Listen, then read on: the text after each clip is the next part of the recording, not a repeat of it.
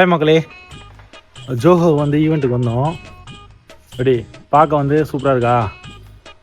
இதுக்கு வந்து நாங்கள் ஜென்செட்டு கேபிள் ஓட்டலான்னு வந்தோம். கேபிள் இப்போ மேலே தூக்கிட்டு வந்தாச்சு. அது எவ்வளோ ஹைட் இருக்குன்னு மட்டும் பாருங்களேன். டெரஸில் இருக்கிறோம். எவ்வளோ ஹைட்னு மட்டும் பாருங்க.